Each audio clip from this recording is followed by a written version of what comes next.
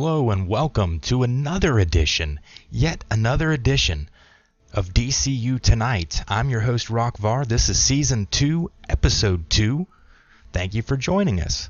We are on VAR Nation. If you enjoy the show and you've liked what you've heard so far in this 2 seconds of this second episode, please subscribe to VAR Nation and follow us there. We have a lot to discuss this week, guys. Huge week for DC TV. A lot of, it was a huge week for DCUO as well. A lot of updates. Not necessarily updates, but a lot of information came out this week. We have a new episode on the way. It's going to be the first in the larger drop episodes that they're going back to, episode 27. And we're going to talk about that in quite some detail here in the beginning part of the show. And then we're going to move on to DC TV, talking about every show that's happened this week so far. I'm probably not going to talk about Legends of Tomorrow this week. I may hit that up next week, but we're going to do Gotham. We're going to do Supergirl. Huge news in Supergirl this week. As many of you know, Superman made his debut on the show. It was fabulous. I can't wait to talk about it. You might get annoyed with me talking about it, but I can't wait to go into detail on it. And we also had a very, very, very significant Arrow this week, and we're going to talk about that and then jump over to DCComics.com, see what's new over there. So first and foremost, we're going to talk about DCUO, my favorite game ever, the only game I'll ever love, DC Universe Online, free-to-play game. If you've never seen it or heard of it, go to DCUniverseOnline.com and check it out. I also suggest going to the forums and looking at the announcements section because there are several announcements that happened this week. There was a live stream this week where they talked about episode 27 and some changes that are coming. Episode 27, of course, Amazon Fury Part 3. This is the final episode in the Amazon Fury chapter, and that's what I'm calling it. That's probably not what they call it, but that's what I'm going to call it. So it is the final chapter, and we're finally going to wrap up Amazon Fury. A lot of cool stuff happening. We're going to Olympus. It looks phenomenal. The look is fabulous. If you haven't seen it, go to DC Universe Online's YouTube channel. You can watch the replay of the live stream. I highly suggest it because I can talk about it all day, but it doesn't do it much justice unless you see what's going on and you can see the visuals and just the beautiful missions that they've created for us, the new gear. They'll go into the whole shebangy there. Of course, our community manager Meps and SJ also on the stream. It was just a really good watch, really fun to be a part of. If you don't follow them on Twitch, I would highly suggest it. You can do it from your PC, create a Twitch account. It's absolutely free. You can also download the app, and that way every time DC Universe Online does a live stream, you can watch it, you can be there, and you can jump in the chat and be part of the excitement. So one of the big things that's coming with the new episode is a change to gear and progression. This is quite a big change. I know that, I don't know that a lot of people really know this right now, but maybe they do. I'm sure a lot of people that have been playing the game up to this point are used to this. You've got gear that you can buy from the vendor using marks. The mark system has changed over the years. Right now we're doing marks of victory. Buy that gear from the vendor. That ups your combat rating. That's kind of like the base level of gear. Then once you get into the new content, be it the 4-player, 2-player, or even a raid, there's typically drops. So in normal fashion, the way that it's typically worked is the 2-player content, the 4-player content drops a certain level of gear, which is a little bit higher than the vendor gear. And then if you go into the raid, that's when you get the good stuff. That's when you get those good drops that are just the best gear that you can get out of the episode. And then if there's any items of omnipotence, that's where you get them typically. Sometimes it comes from other content, but in my experience, it's mostly been raids. So it was kind of a thing where you have to work yourself up to a level to get into the content. Once you're into it, then you have the opportunity to get much better drops. It was a little frustrating sometimes because you spend a lot of your time getting those marks, getting that gear.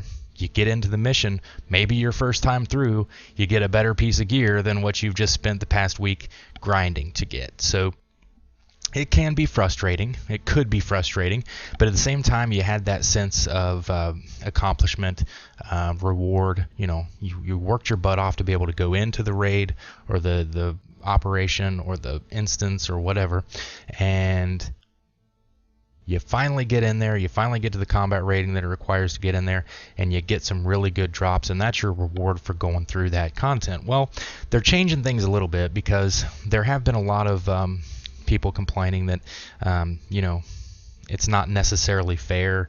It's not necessarily, well, I don't know if fair is the right word, but I'm going to go with that. That it wouldn't be necessarily fair to go in and get a random drop, because you could be under-geared or underpowered to be in there and get that drop, and then all of a sudden you're the man. So they're changing things a little bit, and I'm just going to read directly from the announcement that MEPS made on the forums, so you can get an idea of how that change looks and how it might affect you.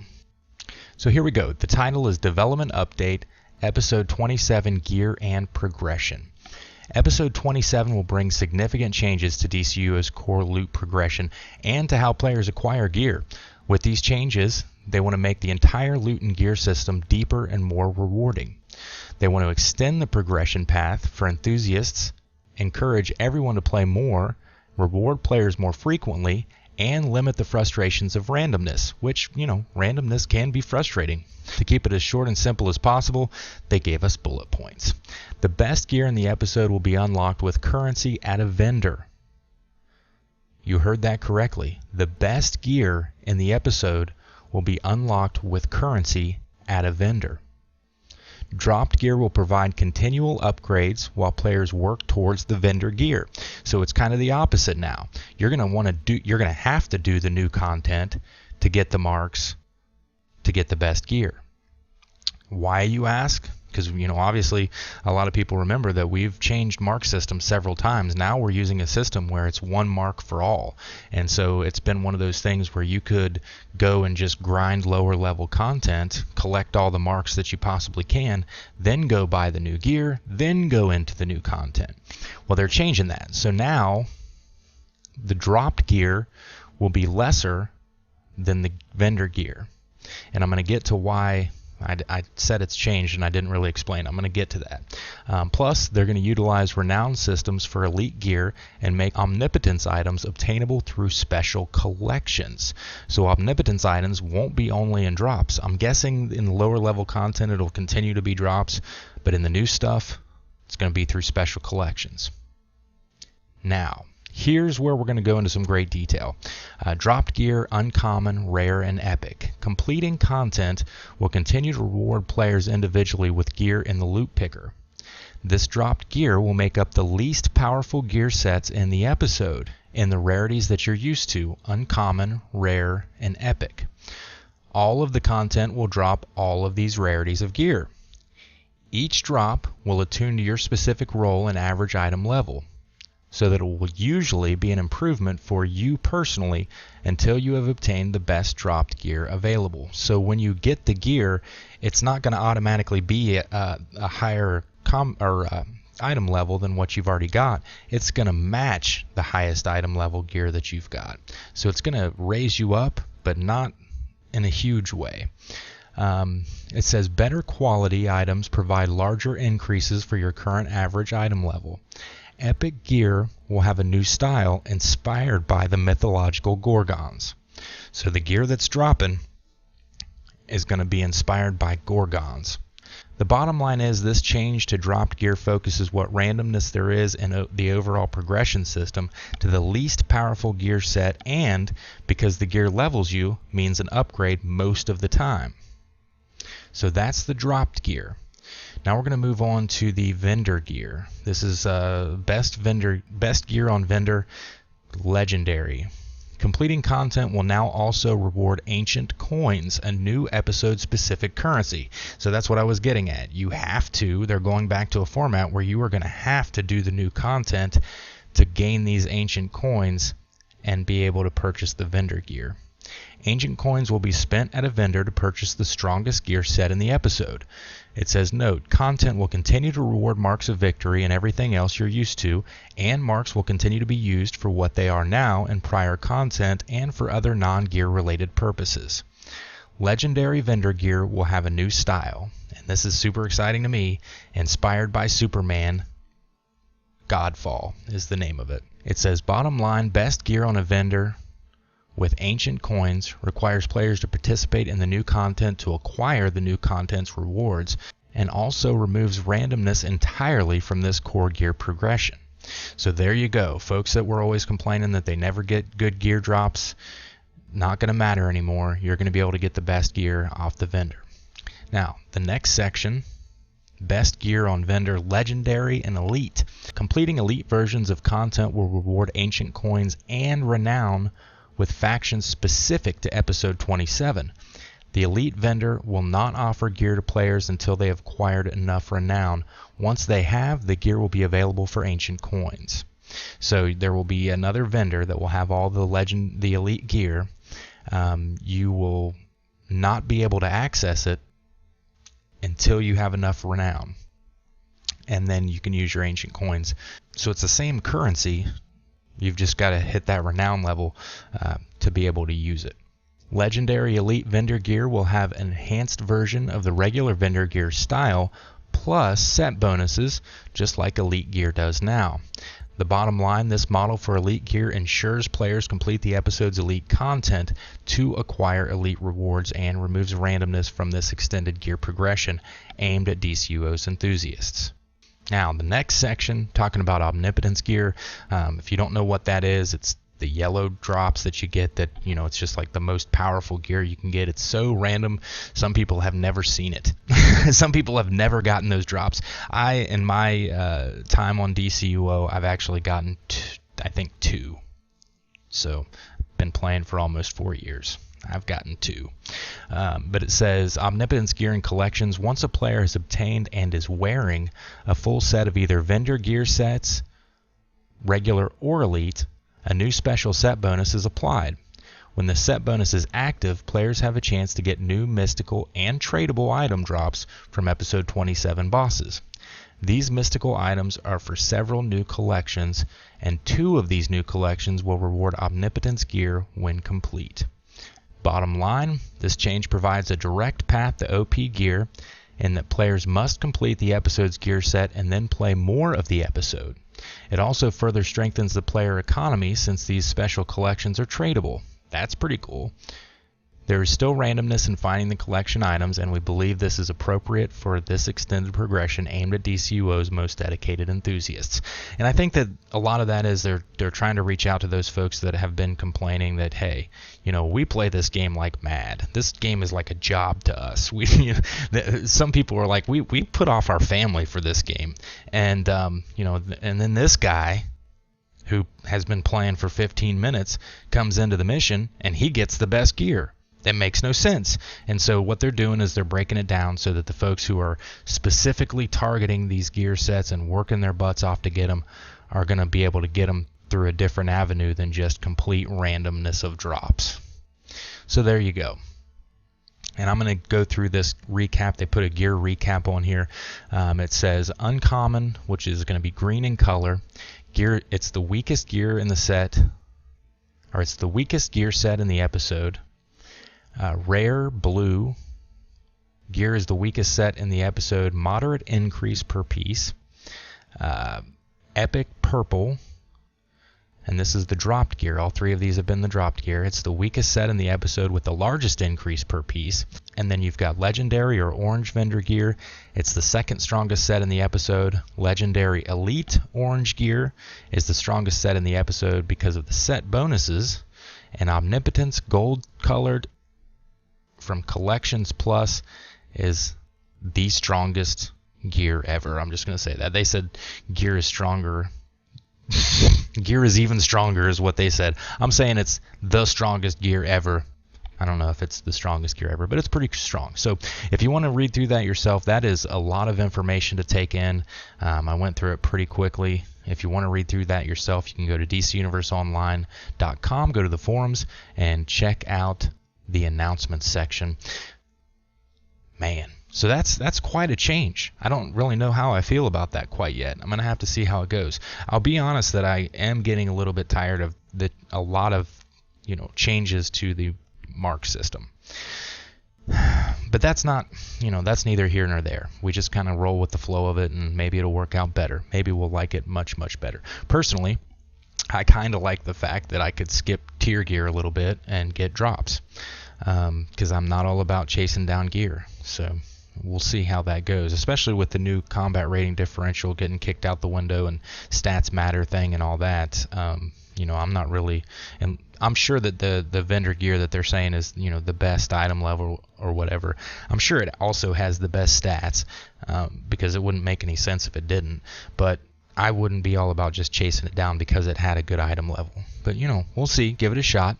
Lots of changes on the way for DCUO. So just one of the announcements we've had this week. Alright, so I'm going to go through a little bit of information about Amazon Fury Part 3. This is also coming from the forums in the announcements section. It's one of those very exciting creative director letters. This one put up by Nerd of Prey. Episode 27, Amazon Fury Part 3.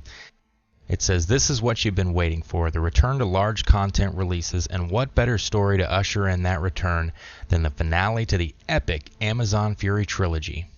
The story so far. It's been a while. So here's a brief recap. Ares and his uncle Hades abducted Hippolyta's soul, starting a nasty war, and used her soul as a vessel to store tons and tons of war and death energy created by their treachery. At the end of Part 2, Ares betrayed his uncle and struck him down, preparing to take all the spoils for himself. That's when Circe, ever the optimist, took this chance to rekindle an old flame and partnered with Ares to take on Olympus. In Amazon Fury Part 3, Ares and Circe are finally ready to challenge the king of the gods himself, Zeus. That's right, Ares' own papa. That's cute that they put that in there. Meanwhile, Wonder Woman has kept her ear to the ground and knows that if she doesn't intercept Ares and Circe on Olympus, her mother's soul could be lost forever. And nobody wants to lose their mama's soul. There are new locations for this, a return to the underworld, delving even deeper into Tartarus to face the trials of the impossible and to discover what exactly happened to Hades, and of course pass the trials and make your way to the home of the gods, Olympus, where you will find Athena's battlement, Hecate's workshop, Hera's garden of ambrosia. There are new characters, the amazing Susan Eisenberg, woo! And Michelle Fox once again reprised their roles as Wonder Woman and Circe, along with a cast of other extremely talented actors, including Jen Brown and Elizabeth Maxwell. In this exciting finale, armies of Olympians and monsters will throw down with the players, led by famous Greek gods and creatures such as Athena, Hecate, and Medusa. New content, obviously. Part 3 brings you 2 new 8-player raids, both with elite versions, 1 4-player alert, 1 2-player duo, and 1 player solo mission. And loads of open world daily missions. I like the open world stuff. I do love those, so I'm excited to see that. It says the story begins with the solo mission where you will have to venture into war-torn Gotham under siege, then return to Themyscira to learn of an ancient prophecy that will send you into the trials of the impossible and into the episode. If you're clever enough and strong enough to complete these trials, you will gain access to Olympus, and there you will find an even greater challenge awaits. The rewards in Part 3, you can loot a brand new gear style set inspired by the heroes of ancient legend and the gruesome Gorgons they battled. But what you're really after is the new style inspired by Superman that we talked about, Godfall. The Greek gods find it adorable that we mortals revere him so, and they aren't too shy to tease us about it. Listen closely to your local Olympian gear vendor, and she'll give you the scoop. And that's not even mentioning tons of really cool base items, several other one-off styles that can be earned through gameplay, and the new Omnipotence items. And it looks like togas. They really are excited about the togas. They said it 3 times. And if you missed the live stream reveal, you can watch it right here in this announcement. Content recap real quick here. 1 1-player solo mission that's open world and into the instances. 1 2-player duo. 1 4-player alert, 2 8-player raids plus elite versions of each, and open world daily missions. So another huge release. I mean, this is back to the days of old when they were putting out those huge DLCs with lots of content, whereas we would have been getting this spread out over a couple of months if we'd have been doing it the current way. So I think this is going to be better. I'm going to enjoy having a lot of options and a lot of different new stuff to do, as opposed to like 1 or 2 new missions and then back to the same old stuff. So very much looking forward to it. I suggest you go to the website dcuniverseonline.com forum section, check out the announcements and read these for yourself. But a lot to look forward to in DC Universe Online. The Halloween seasonal is still up. That should be through the end of the month. So you definitely want to get out there if you haven't been doing it. Get those spooky bites and get those feats, because once they're off till next year. So there's a couple of feats there that you're going to want to capitalize on. That is the DC Universe Online section of our show.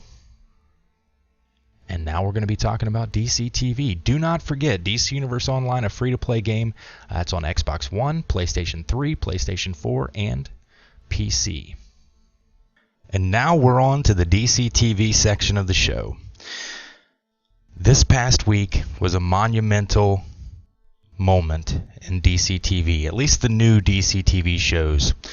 It was Season 2, Episode 1 of Supergirl. And now I've talked about Supergirl on many occasions. It's a show that really has captured the superhero feeling to me, or the vibe of what DC Comics has been about, or what superheroes in the world of DC Comics have been about. I'm super thrilled, and I know a lot of people have been talking about it already, but this episode debuted Superman to the TV universe of DCU. Obviously Superman's been on shows over the years, but this is the first time he's showing up in the new DC TV universe. And I have to say, it makes me very happy to tell you that this is now among my favorite versions of Superman. Tyler Hoechlin, he nailed it. He just absolutely nailed it. There was really no way this guy could have done a better job. He brought the soul to Superman, the character, the heart. He just completely encompassed the role. He just completely hit everything that I hoped that he would. He was every bit of Superman that I hoped Superman would be. So, bravo and thank you. I really want to be able to thank the folks behind that TV show for bringing this to fruition. There has been a number of interviews this past week, with Tyler, with the makers of the show. We even had some snotty remarks from Miley Cyrus about women in Hollywood and how Supergirl was degrading to women, and she obviously has no clue about the history of the character or anything, so I just kind of overlook everything that she says. But the producers of the show did come back and they did respond, because they touched on all that stuff in the first season. They actually talked about why she's called Supergirl and how empowering it is to females. So, that was just kind of in my opinion, a way for her to get attention, which is, what Miley Cyrus does. So, but back to Tyler, not to steal any of his thunder. The episode was phenomenal. It was the first time the show has been on the CW. It's been on CBS up until now. They canceled it for whatever reason. It's now moved to the CW. The good news is we get all the actors back, or at least all the ones that mattered. The only thing that we're going to be missing a little bit of is Cat Grant. So, and that kind of goes to where they're filming. They're filming now in Vancouver, where most of the CW shows are shot. It had been being filmed in LA. It was a lot easier for Callista Flockhart to do that. Not so easy for her to travel to Vancouver every time they need to shoot a scene with her. So that's kind of what's going on there. I think that the Krypton side announced that she will be coming back here and there, but not going to be a regular on the series. So it is sad to see her go. She has done a great thing with the role. She's definitely given Cat Grant a lot of depth that she hasn't had before. But at the same time, they are at a point here where Kara, she's had all the kind of uplifting, the growing up or the teaching that she can get from Kat, and it's time that she move on her own and be the hero that she can be, and stand, not in anyone's shadow. And I know that sounds weird because now she's got Superman there, and he is going to be more of a part of the show, but they did a really good job of writing it, and that's what goes back into Tyler's Superman. So we're going to talk a little bit about an interview that I read the other day with Tyler, where he talked about basically where the inspiration for his version of Superman came from. He has not watched a lot of the current Superman stuff. I mean, he hasn't seen Man of Steel. I don't think he's seen Batman v Superman. I'm confident that he didn't watch Smallville, didn't watch any of the Reeve films. So his version of Superman that he grew up with was Lois and Clark. And that shows through, because Dean Cain was a very compassionate, his Clark Kent wasn't as nerdy, wasn't as geeky as Reeves, but his Superman was very, very down to earth, very, very passionate. He was stern when he needed to be, but he definitely wielded that power, not with an iron fist. I mean, he showed restraint when needs be. He wasn't about, pushing the limits as far as being involved in the fight, and he did what he had to do to stop the villain. But he didn't end them or snap their neck or anything like that. So that's where most of his knowledge of Superman came from, and obviously he wanted to put his own spin on it. Now the creators of the show, their versions of Superman that they liked and grew up with, Dean Cain was in there. The Lois and Clark was a big thing for them, but the Reeve films were really where it was at. Immediately followed by Superman the Animated Series. And Superman the Animated Series, anything that Bruce Timm and the gang have done has pretty much nailed the characters to me. They have brought them to life in a way that no one else really has. It's really hard to completely capture a comic book character in live action, but they were able to do it. They did it in the cartoons because Superman can, he can do those out. They don't have to worry about the production value of it. They don't have to worry about the special effects. They can just tell a story, and they do that very, very well. And I've said several times, if Bruce Timm was in charge of the DC movie franchises, we would have no problem because everything he does is gold. So they wanted to do their own thing with Superman, but they wanted to make him at that point in his career as a superhero where he kind of does have all the answers. I mean, he's the Superman that I know, the Superman that he solves the problems without destroying Metropolis, or without destroying Gotham or whatever city that he's in. And so they have this very, comfortable in his own skin Superman. It's the traditional, I like my Superman to be a happy guy, and that's what came across. I mean, and we talked about the last episode that Tyler had the ability to, convey those emotions through his eyes, and he did just that. I mean, every line that he delivered was absolutely perfect in my opinion. He looked happy. He interacted, with Kara like they had this great relationship. He fit right in with the cast. His Clark Kent was absolutely perfect. He did, and you could watch and you could see. I've always been of the school that there are three guys. There's Kal-El, or Superman.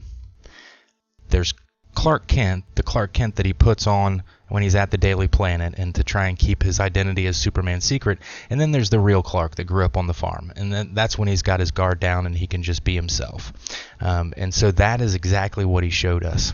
When they were in public, it was hilarious. There were the moments where he was the stumbly bumbly Clark, and then there were the moments when he's alone with Team Supergirl and he's just himself, and it was incredible.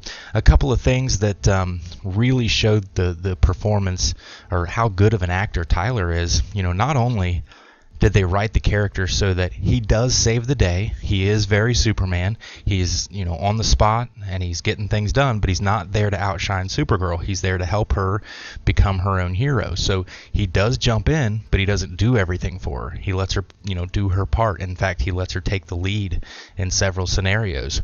But he's also there to coach her and advise her as like a big brother would do, or in this case, an older, younger cousin. And there is a very funny moment there where they're waving to people and saying hello as a crowd of people. They jumped in and saved some folks, and they were standing there kind of,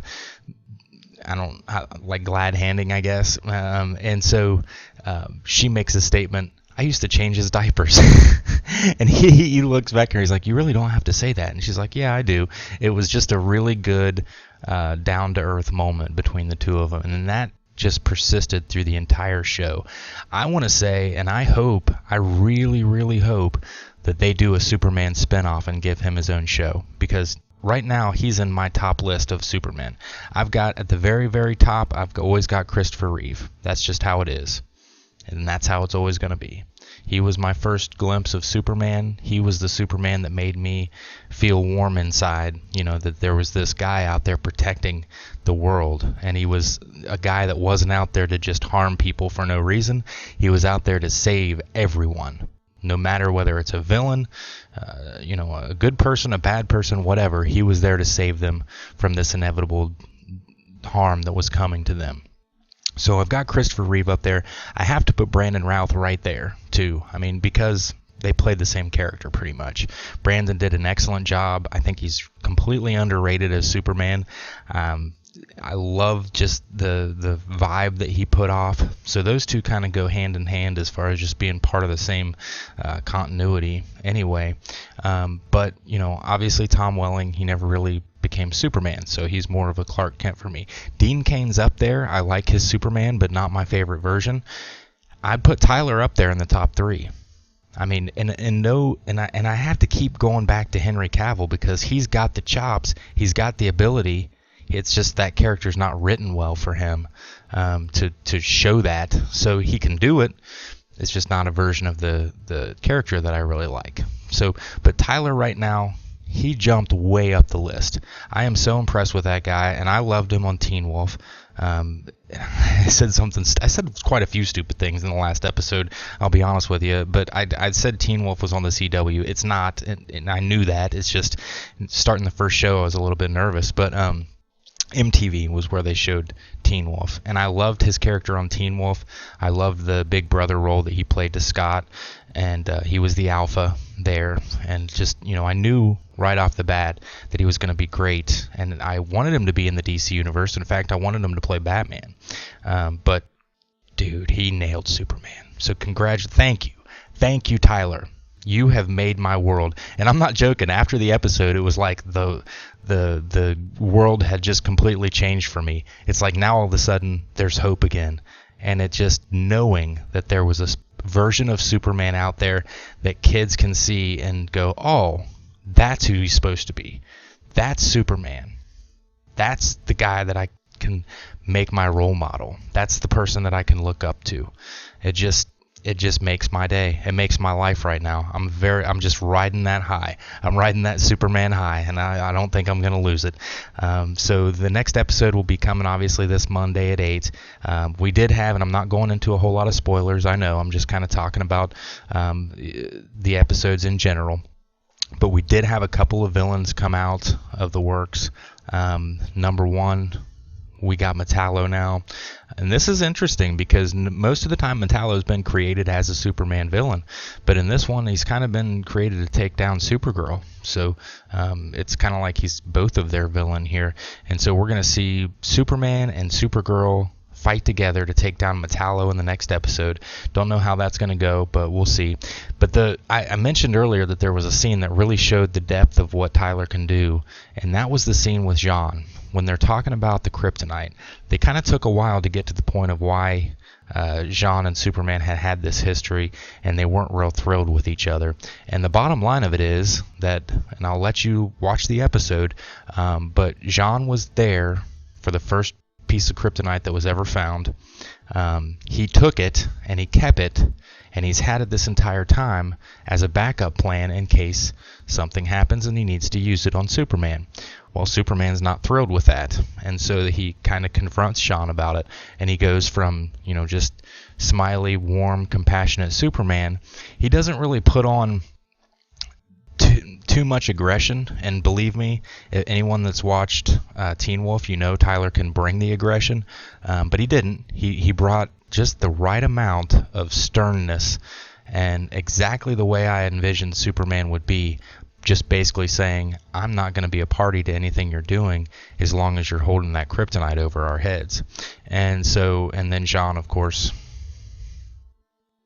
gets a little bit more puffy about it, but the scene just showed the depth, the range that he's got as far as taking it from one extreme and just dabbling in the next, and he kept himself from just going there because he could have looked very mean. The guy played a werewolf, for crying out loud. He could have looked very mean. He could have been pissed. He could have yelled. He could have done, a number of different gestures, but he didn't. He was very statuesque. He stayed composed. He knew exactly how to play that role, and I could not be more thrilled with him. So if you have not seen Season 2, Episode 1 of Supergirl, I highly suggest you go to the CW's website and watch that. It is up there. You can watch for free online. They also have an app you can download for free and then watch episodes online that way. But if you've never watched any other episode of Supergirl, this one is the one.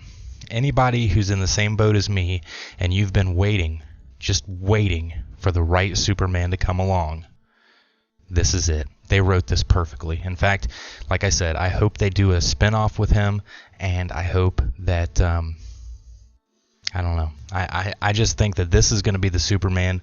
Obviously, when my son comes of age, he's starting out with Christopher Reeve. We've already started watching Smallville with him. Like day one from the hospital, we put Smallville on and we let it run. I think we've already done season 1. We have all the seasons on DVD. And so we've already started that. So obviously he's going to know that version. But I think as far as, after he sees the Reeve film, Superman Returns may be a bit much for a kid to understand because, there is a big adult situation in that movie. But to just see the Superman that is this compassionate hero that just wants to save the world, it's going to be Tyler Hoechlin's Superman. So there you go. Don't miss the next episode. You're going to see Metallo squaring off against Superman and Supergirl. How much cooler could that be? Can't wait to see it. In Gotham this past week, a lot happened. There's a lot to discuss, but I'm probably not going to discuss it all. I do want to start out though by saying a shout out to our friend, and I'm gonna say my boy Chronos Tidian. In the comments for last week's episode, I was talking about how happy I was that Butch was back and still on the show, and he commented #Butch Lives Matter, and I about fell out of my chair when I read that. I thought that was the funniest thing. So shout out to Chronos Tidy, and thanks for watching the show, man, sticking with us through all of this, our break and everything else. He's been a long time, I'm not going to say fan, because he's more of a friend, but definitely appreciate you continuing to watch, man, and following the channel. Also a league mate, league member, league mate, league friend of the league. He's in the league, so. But big showdown this past week in Gotham between Butch and Nigma. Both of those two jockeying to try and be Penguin's top man. And it looks like Nigma's going to win. Butch... Basically, Penguin not too sure that he was going to be able to win the election, and he put Butch on the task of making sure that the right bribes were made and the right people were scared enough to to swing the votes his way. And Nigma went behind his back and took back the bribes that they'd given, and Penguin ends up winning the election fair and square. And Nigma, the goal of that was to show Penguin that the difference between getting something the wrong way and getting something the right way. He knows that Penguin wants to be mayor. It's a big goal for him. He wants to be mayor. But if he gets it by bribery or by deception, at the end of the day, he's not going to really feel like the people wanted him to be the mayor. It's not going to be a victory that he's going to really feel that he's achieved on his own. But this way, The people of Gotham actually voted for him. He actually feels love, and probably for the first time in his life, he actually, well, besides, with his dad, he actually feels cared about. And so it's a big gift that Nigma has given him, and Penguin recognizes that, and so automatically Nigma goes up the ladder. Butch goes back to being just a henchman, and you can see in Butch's eyes, there will be repercussions to this. There will be some more problems between Butch and Nigma. We just have to watch and see. So now Penguin is the mayor. He's run a completely clean campaign. So that little story arc is picking up, and we'll see, kind of what he does in that position. Whether he becomes a completely crooked mayor, which I would fully expect, or if he actually tries to do the job. The thing is, he's going to he's going to be a villain, the Penguin. So something's going to have to happen here to keep him continuing down that path. He can't, at this point, just have a complete change of conscience. Well, and I don't want to spoil this for anyone, but I'm going to. I'm not going to go into a lot of detail about what happened with Alice, but just know, and most of you that have watched this already know, Alice bites the dust. That leaves the commissioner infected, and this was a ridiculous scene. Okay, so Alice basically she falls off the top of a building, and she plunges to her death. A metal rod or pipe or whatever runs her through. So she's up there. She's been speared basically in the back by this spike, and she's just hanging up in midair. Everyone on the GCPD at this point, or most of the folks that are in charge, are aware that her blood has an effect on people. Maybe all of them don't necessarily understand what it is or how it works, but they all know that her blood has an effect on people. So, they're running around. They've got rubber suits on. They're trying not to get infected as they clean up this crime scene. Except for the commissioner, the Commish, and I'll always call him the Commish. He just walks right underneath and decides, I'm going to take a look up at this thing. And right at that time, one single drop of Alice's blood makes its way down the pipe, falls through the air, and right as he starts to look up, lands in his eye. And now he is infected. Which, it's cool that they're going to go there, I guess. But it was just like, oh yeah, of all the times he could have just walked under a dead body and looked up at it, that was the perfect moment for that to happen. So, we're going to have to watch and see where that goes. Another thing, we've been talking about the clone of Bruce. And so I want to point out this one part in particular that is pretty neat. So Bruce, the clone of Bruce, well, I'm just going to call him Cloney. That's his new name. Cloney. Bruce Cloney is he's run off to help Selina at this point. And so they have a moment where they're talking with each other or whatnot, and she knows he's not Bruce. I'm not going to ruin the scene for you because it's a wonderful scene. But Selina Kyle, this is hilarious to me, and it'll show through the rest of their relationship. She pretty much knows him better than anybody else. And she knows right off the bat that this clone is not Bruce. Puts it together. He comes out with it. He explains to her everything he knows about himself. But the coolest thing is they get in some hot water, and he comes in to save the day. And he's snapping arms and doing jiu-jitsu moves, and he fights like Batman. And I know it's the same actor playing both versions here. And so, again, I'm at this point with this show where I want to see young Batman. He can pull it off. He definitely can do the fighting. He proved that in this last episode. And the other thing about this clone that we don't really know at this point is he does have some kind of powers, whether it be super strength. He can't feel pain. We already know that. But at the end of the episode, when he's taken off on his own, he basically does a Batman jump off of a building and lands on his feet, and he's just fine. And so it leaves you wondering, they could really go in this direction where Bruce Wayne inevitably is not Batman. He's got this clone running around acting very Batman-like, who's to say that he doesn't end up being Batman? Or that Bruce doesn't get the idea to become Batman from this clone? I don't know. It's a very interesting proposition that they've put before us here, and so I gotta know where this is going, and so I gotta keep watching, and you've got to keep watching. It's a really good story. It doesn't, not necessarily the Batman origin story that you may be used to, but what has been really. Everything's got its own spin. But the funny thing is that the guy, the clone, Bruce Cloney, has been out and about now for just a couple of episodes.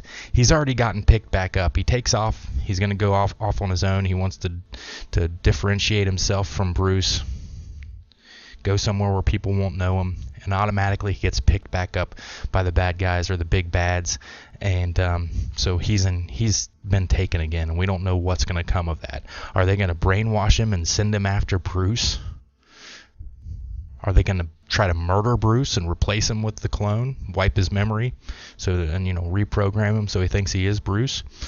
I don't know. We have to watch and see. So that's what's going on in Gotham, and then I'm going to end every little Gotham bit, and you'll notice the rest of these are going to be kind of short because I took a lot of time in the beginning of this, and I don't want to push past an hour again. I don't like shows that go more than an hour, so I'm going to try to keep it under that. But I'm ending every talk about Gotham with, where's Batman? Where the heck is Batman? At this point, I want to see young Batman. I want to see Bruce going out. I know he's been doing the training and stuff, but they've got to start getting to that. If it doesn't happen next season, if they pull another season out of this show before he starts becoming Batman, I'm afraid I'm going to be a little upset.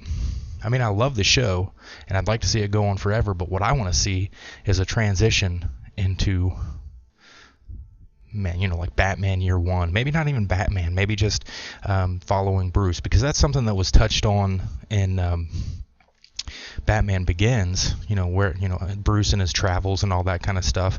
But they could really, really explore that in a lot deeper detail, because there were a lot more experiences that he had than just with Ra's al Ghul. And I would like to see a lot more detail and a lot more in-depth look at how Bruce Wayne ended up becoming Batman, how he trained like that. We're seeing that on Arrow, and I'm going to talk about Arrow here we're going to talk about Flash first, and then we're going to jump to Arrow, but we're seeing that in Arrow. They did a really good job of putting Oliver out there as, they showed him coming back from the island, they put him out there as Arrow, and they've done a really good job now of continuing to show us the training and continuing to show us the path that led him there. And so I hope they would do something like that with Batman at some point. But moving on to Flash. So this week in the Flash, we're seeing the repercussions of Flashpoint. We're seeing what has happened now that Barry has gone back, changed the timeline by saving his mother, and then changed it yet again by going back and letting her get killed so that things would, quote unquote, right themselves. Unfortunately, they did not right themselves. And I know that, I've been looking at multiple realities for a long time. I started back with Crisis on Infinite Earths, and then Infinite Crisis.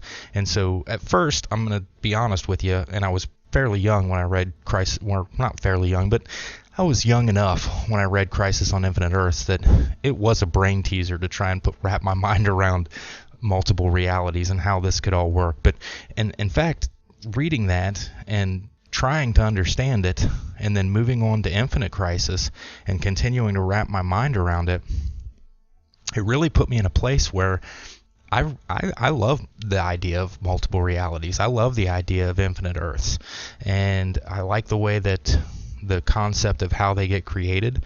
I know that there's been some real world research on the subject, and in fact scientists have said that there are in fact multiple realities, that every decision that you make is the opposite, or can be, if I choose to walk down this street in some other reality, I don't, and that these timelines exist. I'm not going to go in the detail of how they believe they've proved that, but they do believe they've proved it. And so I love the idea in comics. But to explain it a little bit better, I want to make a statement first, that by changing things, then fixing them, Barry has made a real mess of the timeline. He really has. And he doesn't necessarily at the beginning of this episode understand why. And so he thinks, he's not real happy with the new reality that he's created. A couple of things that are different. Joe and Iris are now at odds. He doesn't know this yet, but Caitlin has powers, so she may or may not become Killer Frost. I hope she does. I don't hope she does, because I really like her character to be on Team Flash, but then at the same time, she is Killer Frost in the comics, and she is a villain, so I'd like to see that happen. And then you'll find out Rival has been made in this timeline. So the guy who didn't have powers in the original timeline, then when Barry went back and changed things, he was Rival. Now he's come back, changed things again, and this guy Rival is starting to have memories of that other timeline. Some people are having memories of the other timeline, and so he actually remembers being the Rival. He remembers Barry killing him, and so he wants to get revenge on Barry. The other thing that's happening now, and I don't know if it's as a result of the timeline change or not, is that Dr. Alchemy exists. And both of those characters, if you're not familiar with them, I would definitely suggest looking them up. I did a couple posts on the Twitter feed this past week about those characters. That's on Twitter. It's at @var_nation, and you can check those stories out and get to know them a little bit better. But so he decides that he's not real happy with the new timeline that he's created, so he's going to change it again. And he's going to go back in time, and he's going to try to write these things again, as though he hasn't learned his lesson the first time, or the second or third time. And so as he's doing that, someone pulls him from the Speed Force, and it's Jay. And Jay has been kind of paying attention to what he's been doing enough to know that he's going to be doing this again. Jay grabs him, takes him into a diner. I think it was in the 90s. I'm not real sure exactly. But anyway, takes him into a diner and has a conversation with him about you've got the power to change the timeline, but you should not do it. And these are the reasons why. And he sits him down, and the analogy that he gives is really good. He takes a coffee cup and he breaks a chip out of it. And he's like, so imagine this coffee cup is the timeline. You go back in time and change it. He breaks the chip out of it. Then you go back in time and try to fix it. And he tries to put the chip back in. And the example or the point that he's making is, no matter how many times you try to go back and fix things, you're never going to be able to make them exactly as they were. And the more you go back and try, the more pieces you're going to break, the more you're just going to screw things up. So, and it's a point that, Barry being the age that he is, he doesn't want to necessarily be schooled by an adult or an older speedster, but he knows that he's telling the truth. He's smart enough to know that is the truth. And so he goes back and he does tell Team Flash what he's done. He's very upset, teared up about it, and basically they all agree they don't want to know what changes have been made.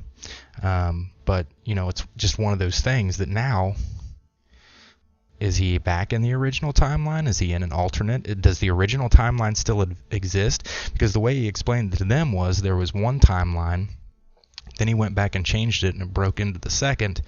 Then he went back and changed it back, and it actually created a third that was very similar to the first, but not the same. So that raises the question, is the first timeline still going somewhere? I mean, is that still there, minus Barry Allen, because Barry's now in the third? Very possibly could be. We will find out. Probably not in the next episode. It'll probably be a while down the road. But some things that we have to look forward to in the next episode. It looks like Jessie Quick's coming back, and she is a speedster now. That brings the question to me, when will Wally get his powers in this timeline? I'm dying for more Wally West as Kid Flash, or as the Flash. I don't care, but I think it'd really be cool if he would go ahead and take his place as Kid Flash, and we could have some good old Flash and Kid Flash moments. But we'll see. I don't know if they'll go there or not. It may be too hokey for him to do. I say that kind of joke, I wouldn't even call it hokey, but maybe that's what they're thinking is like, we can't be that traditional with it. But I hope they do. So stay tuned for the next episode of The Flash. We'll find out what's going on with Jessie Quick. I'm excited to see her back on the show. And in Arrow this week, we find out that Oliver, not the greatest teacher ever. Really at all. And you can't blame him because he's had some pretty horrible teachers. He's had some pretty good teachers, but I mean, honestly, the way that he was taught was very different from the type of mentoring that a person needs to be a part of a superhero team. And Felicity's able to kind of get him to understand that. But if you look back at it, I mean, he was taught by Slade Wilson. He was in some kind of Russian mafia. The list goes on, and basically he was just beaten and abused into being what he was. And he having this yearning and this desire to complete a goal, let himself go through it. And what he finds out very quickly is that the recruits that he's brought in, they don't have that same deep desire to achieve this goal, and they will quit and they will walk away. But they need someone that they actually care about and trust to follow. And we get some great moments with Mr. Terrific. He definitely proves himself to be worthy of that character's name. Felicity tries to get Oliver to understand, and it takes a little bit of time to do that, but inevitably he does, and he sees that the only way that he's going to get these folks to really follow him and really trust him is to connect with them on a personal level. The just yelling at them and beating the crap out of them isn't working. They're not understanding anything other than they're taking a beating from this guy. And so he does have to take off the mask and show them who he is. And in doing that, they choose to follow him. So it's pretty cool. We get a new member of the team this week. Ragman, who we've thought up to this point of as a villain in this universe, actually is now kind of Team Arrow, so that was pretty cool. I looked him up on to see about the character. I had never heard of him before. There's several different versions of that character. He is has a very, very interesting history. So if you haven't seen that, I would suggest going to either like the DC Wikipedia or just go to DC Comics and you can look up his history there. We continue to see Diggle on the show. Diggle's back in the military. Once again, he ends up in a situation where there's a lot of corruptness among our corruption in the ranks. And so we get to see, yet again, basically Diggle being the only true patriot in his group. And I don't know if he's going to end up, we haven't seen him get out of that scenario yet, so we don't really know if he's going to end up staying in the military or if he's going to end up migrating back to Team Arrow or not. And we finally find out and I'm just calling him the Dark Archer. I know that there's already a character that has been referred to as the Dark Archer. But we finally find out who that is. It's a pretty big reveal. It is a character that exists in the DC universe and has existed for some time. Again, there have been different versions of this character. I don't know if I'm going to tell you who it is. Actually, I'm not going to tell you who it is because I want you to watch the episode. You can do that absolutely for free. All you have to do is go to cw.com. It might be cwtv.com. I'm not real sure. Just look it up on Google, and you can watch the episodes for free. You can download their app and watch them for free that way and catch up on these past episodes of Gotham, Supergirl, The Flash, Arrow, and then DC's Legends of Tomorrow. And I did watch Legends of Tomorrow this week. I'm not going to report on it right now. I'm going to wait until the next episode of DCU Tonight to do that. There is a lot to talk about that show. I realize there are a lot of fans of that show that are probably watching, and I just didn't get a chance during that episode to really pay a lot of attention. I had a lot going on in the VAR household that day. So I'm going to rewatch that, and then I'll report on it next week. This has been DCU Tonight, guys. Thank you for joining the show. If you would, please subscribe to VAR Nation. That way you know when we load new episodes of the show. We also do a lot of like Let's Plays, tutorials, live streaming and stuff like that on VAR Nation. Also, I try to upload these episodes of DCU Tonight every Saturday by 8 p.m. But if I happen to get lucky and get them up there early, if you subscribe to the station, if you subscribe to the channel, you'll get a notification when it's up there, and so you'll get early access that way. You can follow us on Twitter at @VAR_Nation to get updates on what new topics are going to be discussed in each show. As always, it's been a pleasure talking with you guys. I hope you have a great week. We got an excellent week of DC TV coming up. A lot happening in DC Universe Online, so get out there and work for those feats, because stats matter, folks. It's time to get those skill points. Thanks for joining Season 2, Episode 2 of DCU Tonight. I'm your host, Rock VAR, saying peace out.